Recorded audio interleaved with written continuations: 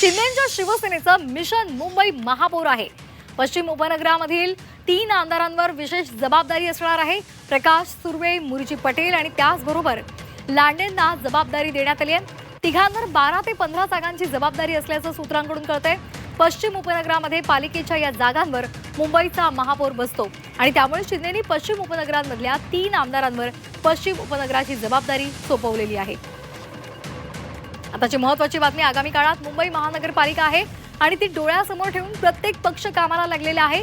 तसंच शिंदेच्या शिवसेनेनं सुद्धा मिशन मुंबई महापौर आखलेला आहे। पश्चिम उपनगरामधील 3 आमदारांवर त्यांनी विशेष जबाबदारी सोपवलेली आहे। प्रकाश सुर्वे, मुरुजी पटेल आणि लांडे यांना जबाबदारी देण्यात आलेली आहे। तिघांवर 12 ते 15 जागांची जबाबदारी आहे असं सूत्रांकडून कळतंय।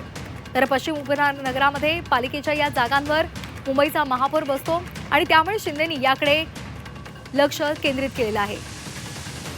या संदर्भात अधिक माहितीसाठी आपण जाणार आहोत आमचे प्रतिनिधी कपिल राऊत यांच्याकडे। कपिल, मगाशीच आपण बातमी पाहिलेली होती, शिंदेच्या जागांचा 125 जागांचा आग्रह आहे, तसा प्रस्ताव ते भाजपाला पाठवणार आहेत आणि त्यानंतरची आता ही महत्त्वाची घडामोड, शिंदेच्या शिवसेनेचं मिशन मुंबई महापौर आहे। मुंबईकडे खास करून त्यांनी लक्ष केंद्रित केलंय आणि महापौर मुंबईचाच होणार हे अनेकदा त्यांनी ठासून सुद्धा सांगितलंय।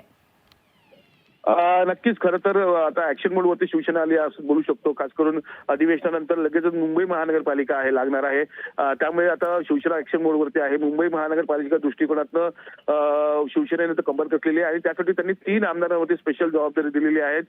मुरुजी पटेल असतील, प्रकाश सुर्वे असतील आणि लांडे मामा असतील, त्या तिघांना जबाबदारी दिलेली आहे। कारण मुंबईचे हे महत्त्वाचे चेहरे आहेत आणि यांच्यावरती एक मुंबई महानगरपालिकेची जबाबदारी दिलेली आहे आणि जास्तीत जास्त नगरसेवक निवडून कसे येतील ह्यांचा जो पट्टा आहे, स्पेशली ह्या पट्ट्यामध्ये जे नगरसेवक निवडून जास्त येतात त्यांचाच महापौर बसतो असा एक इतिहास आहे। त्यामुळे एकंदरीत ह्यांच्यावरती आता ही जबाबदारी दिलेली आहे आणि त्या अनुषंगाने आता शिवसेनेने तयारी दर्शवलेली आहे। तिघांनाही जबाबदारी दिलेली आहे आणि येणाऱ्या काळात आता ही जबाबदारीचं वाटण किंवा कोणत्या कशा जबाबदार असतील ह्याचाही जो खुलासा आहे तो थोड्या काळात समोर येईल।